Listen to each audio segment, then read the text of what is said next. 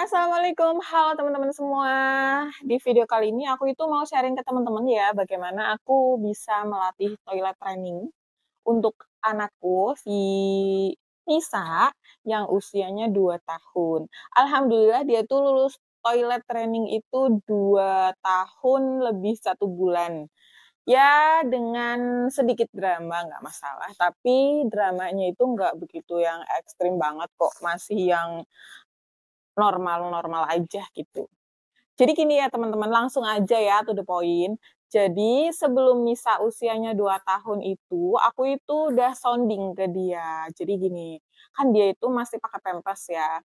Terus aku bilang, "Nisa, nanti kalau udah usia 2 tahun, nanti nggak usah pakai pampers ya, pakai celana ya. Terus nanti kalau pipis itu di kamar mandi ya," kayak gitu. Dan sekali-sekali aku itu ngelatih dia untuk kalau misalkan pipis tuh, nanti aku bawa ke kamar mandi, kayak gitu. Itu baru pipis aja, belum yang BAB-nya ya teman-teman. Nah, udah aku latih, kayaknya seminggu sekali waktu sebelum umur 2 tahun. Nah, setelah 2 tahun baru tuh sekali-kali aku latih dia untuk BAB di kamar mandi, di toilet gitu, aku bantu dia. Kan dia masih asing ya, jadi pipisnya gimana, ee-nya gimana, kayak gitu caranya. Nah, aku latih. Setelah 2 tahun oh ya, jadi sebelum 2 tahun itu, aku latih kayaknya setiap hari weekend, Sabtu Minggu. Karena aku mikirnya kenapa weekend, karena kan, seluruh anggota keluarga itu ada di rumah. Jadi kalau misalkan dia ada drama-drama segala macam tuh, banyak yang ngebantuin. Terus rempongnya kayak apa oh iya, rempongnya kayak apa tuh nanti banyak yang ngebantuin lah di rumah. Ada suamiku, ada abangnya dia, gitu. Udah sampai usia 2 tahun. Nah, pas 2 tahun itu udah toilet training yang sebenarnya tuh, aku bener-bener nggak makein dia pampers seharian. Kalau dia pipis, dia hari pertama sampai hari ke berapa ya, kurang dari 1 minggu dia masih agak-agak ini ya, ngompol di celana gitu, tapi dia tetap sih ngomong, "Pipis pipis," kayak gitu, tapi udah keburu ini ya, pipis di celana. Nah, tapi pas udah semingguan, itu udah mulai enak nih, udah mulai pipis gitu. Terus ini, apa namanya, kamar mandi, lari ke kamar mandi, aku anterin gitu ya, aku bantu gitu. Itu udah lancar tuh masalah pipis. Nah, yang agak drama ini sebenarnya yang BAB-nya ya, teman-teman. Jadi waktu dia lepas pampers-nya, itu kalau misalkan dia BAB, dia tuh nangis, jerit-jerit, dia takut lihat ee-nya dia gitu. Karena kan dia mikirnya, apa itu?" Kayak gitu, "Apa itu? Yang keluar apa itu?" Kayak gitu. Dia takut, dia jerit-jerit sampai pernah dia itu nahan nggak BAB itu 2 hari karena takut, gitu.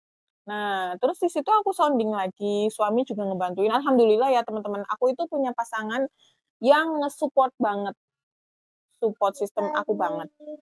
Terus yang namanya suami aku itu, dia itu mau menerima ini loh, masukan dari aku. Jadi misalkan gini, "Ya, kalau misalkan, anak kita kayak gini, coba di-sounding, caranya begini begini." Suamiku ya alhamdulillah ngertiin dan dia itu sabar banget gitu sampai nungguin di kamar mandi, "Nggak apa-apa Nisa, nggak apa-apa, ayah nunggu di sini, nggak apa-apa kok." Kayak gitu-gitulah, pokoknya terus tungguin, "Nggak apa-apa." Walaupun anaknya tuh heboh banget loh di kamar mandi, jadi di WC itu dia itu duduk, terus sampai ketakutan, "Ini yang mau keluar apa?" Kayak gitu.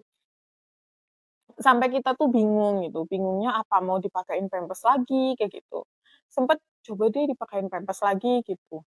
Ternyata pas dipakein pampers lagi tuh, ternyata dia nggak mau nggak mau pipis di pampers, sampai seharian full coba ya bukan seharian full maksudnya dia nggak pipis, maksudnya dipakein tuh jadi begitu dia mau pipis, "Pipis pipis."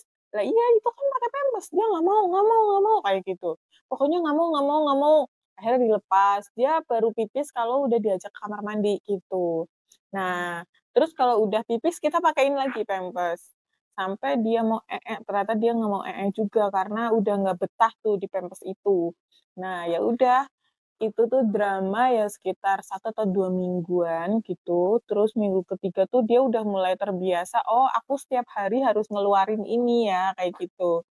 Aku juga udah sama suami tuh udah sounding, "Iya nggak apa-apa itu harus dikeluarin biar perutnya nggak sakit, biar perutnya enak," kayak gitu. Nah udah, nah baru sekitar minggu keempatan, itu tuh anakku tuh udah mulai ini, apa, udah mulai enak, udah mulai nggak takut lagi, terus kalau BAB tuh nggak nangis-nangis, nggak teriak-teriak, lah itu alhamdulillah dramanya tuh ya cuman begitu aja gitu. Aku pikir aku ini ya, anakku gimana ya, tapi pas aku lihat dari temen-temen aku atau tetangga gitu ya, ternyata ada yang aku pikir Nisa udah kebesaran gitu, umur segitu masih pakai pampers, ternyata aku lihat, oh ternyata masih ada yang sampai 4 tahun, sampai 5 tahun, malah masih pakai pampers, masih ngompol. Sedangkan Nisa itu pas di toilet training itu, pas 2 tahun itu udah lepas pampers, dia malah sama sekali nggak ngompol loh. Kalau tidur itu kan kalau mau tidur itu kan kita ini ya, ajak dia ke kamar mandi. "Pipis ya," gitu, nanti dia pipis. Nah, semalaman itu sampai pagi dia nggak pipis. Kalaupun misalkan malam-malam dia itu mau pipis, dia tuh udah yang, rewel, "Pipis pipis," gitu. Dia ngomong, ya alhamdulillah gitu. Dari anakku pertama sampai Nisa memang aku praktekin metode itu, gitu. Karena aku yakin setiap anak itu unik. Jadi setiap anak itu tidak bisa dipatok, 2 tahun gitu, dia udah bisa, nggak bisa kayak gitu. Ada yang mungkin kurang dari 2 tahun dia udah bisa nih, ada yang mungkin 3 tahun dia baru bisa, kayak gitu. Tergantung dari bagaimana kita orang tua memberikan sounding ke anak, terus bagaimana kita sama suami tuh, saling men-support gitu. Terus kita yakin aja kalau misalkan anak kita tuh bisa, gitu. Karena pas kita ngelatih 2 tahun itu kayak orang tua gitu tuh sampai, "Emang bisa?" Kayak gitu.